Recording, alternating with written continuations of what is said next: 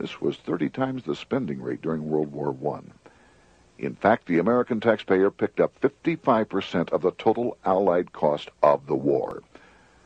But equally important, virtually every nation involved in World War II greatly multiplied their debt. In the U.S., for example, federal debt went from $43 billion in 1940 up to $257 billion in 1950, an increase of 598%. Between 1940 and 1950, Japanese debt swelled 1,348%. French debt grew 583%, and Canadian debt soared 417%. After the war, the world was now divided into two economic camps: communist command economies on the one hand versus monopoly capitalists on the other, set to fight it out in one perpetual and highly profitable arms race. It was finally time for the central bankers to embark in earnest on their three-step plan to centralize the economic systems of the entire world and finally bring about their global government or New World Order. The phases of this plan were: Step 1, central bank domination of national economies worldwide. Step 2, centralize regional economies through organizations such as the European Monetary Union and regional trade unions such as NAFTA. Step 3, centralize the world economy through a world central bank, a world money, and ending national independence through abolition of all tariffs by treaties like GATT. Step 1 was completed long ago. Steps 2 and 3 are far advanced, nearing completion. What about gold? Among central banks, the largest holder of gold is now the IMF.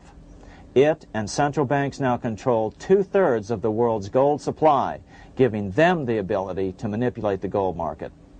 Remember the money changer's golden rule: he who has the gold makes the rules. But before we get into solutions to our problem, let's take a look at what happened to all that gold in Fort Knox. Because if we don't understand that the gold has been stolen, we'll allow ourselves to be stampeded into the wrong solution: a gold-backed currency. Most Americans still believe that the gold is still here at Fort Knox. At the end of World War II, Fort Knox contained over 700 million ounces of gold, an incredible 70% of all the gold in the world. How much remains? No one knows.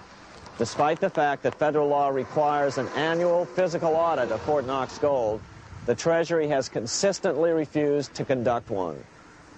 The truth is that a reliable audit of whatever remains here has not been conducted since President Eisenhower ordered one in 1953. Where did America's gold in Fort Knox go?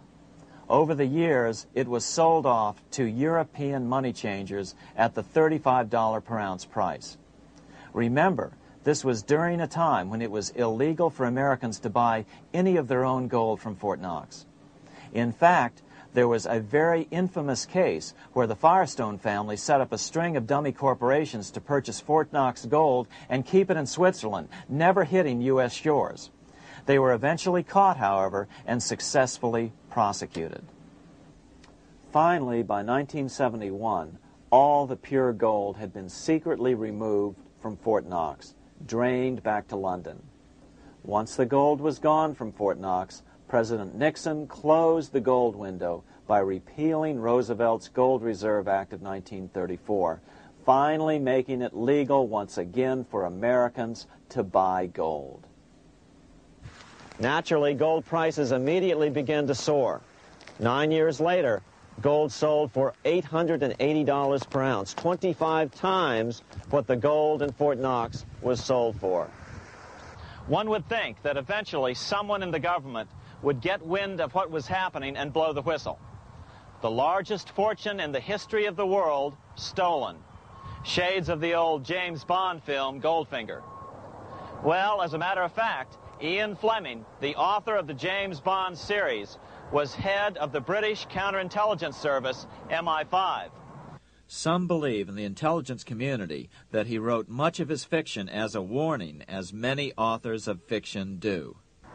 If the removal of all the good delivery gold from Fort Knox can be viewed as a deliberate raid on the U.S. Treasury, then such an operation might well have been years in the making. namely 40 years. Certainly enough time for Fleming to get wind of it and try to prevent it. So just how did the story of the Fort Knox gold robbery get out? It all started with an article in a New York periodical in 1974. The article charged that the Rockefeller family was manipulating the Federal Reserve to sell off Fort Knox gold at bargain basement prices to anonymous European speculators. 3 days later, the anonymous source of the story, Louise Auchincloss Boyer, mysteriously fell to her death from the window of her 10th floor apartment in New York. How would Mrs. Boyer have known of the Rockefeller connection to the Fort Knox gold heist? She was the longtime secretary of Nelson Rockefeller. For the next 14 years, this man, Ed Durrell, a wealthy Ohio industrialist, devoted himself to a quest for the truth concerning the Fort Knox gold. He wrote thousands of letters to over 1,000 government and banking officials, trying to find out how much gold was really left and where the rest of it had gone. Edith Roosevelt, the granddaughter of President Teddy Roosevelt, questioned the actions of the government in a March 1975 edition of the New Hampshire Sunday News. Allegations of missing gold from our Fort Knox vaults are being widely discussed in European financial circles. But what is puzzling is that the administration is not hastening to demonstrate conclusively that there is no cause for concern over our gold treasure, if indeed it is in a position to do so. Unfortunately, Ed Durrell never did accomplish his primary goal, a full audit of the gold reserves in Fort Knox. It's incredible that the world's greatest treasure has had little accounting or auditing. This gold belonged to the American people, not the Federal Reserve and their foreign owners. One thing is certain, the government could blow all of this speculation away in a few days with a well-publicized audit under the searing lights of media cameras. It has chosen not to do so. One must conclude that they are afraid of the truth such an audit would reveal. What is the government so afraid of? Here's the answer. When President Ronald Reagan took office in 1981, his conservative friends urged him to study the feasibility of returning to a gold standard as the only way to curb government spending. It sounded like a reasonable alternative, so President Reagan appointed a group of men called the Gold Commission to study the situation and report back to Congress.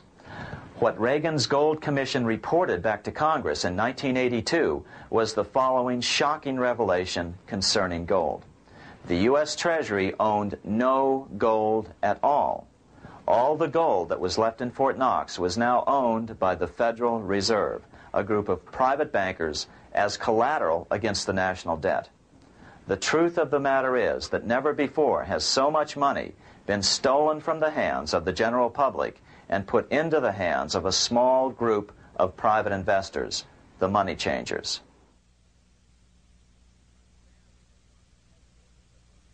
I'm standing in front of the headquarters of the International Monetary Fund located in Washington, D.C.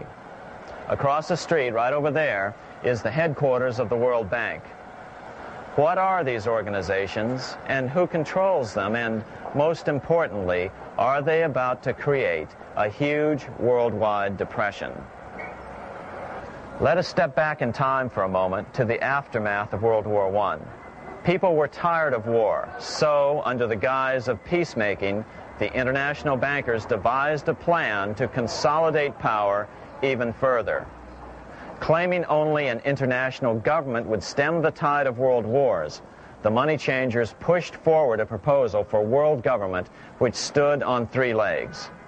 A world central bank to be called the Bank of International Settlements, a world judiciary to be called the World Court located in The Hague, the Netherlands, and a world executive and legislature to be called the League of Nations. As President Clinton's mentor, Georgetown historian Carroll Quigley wrote in his 1966 book, Tragedy and Hope, the powers of financial capitalism had a far-reaching plan.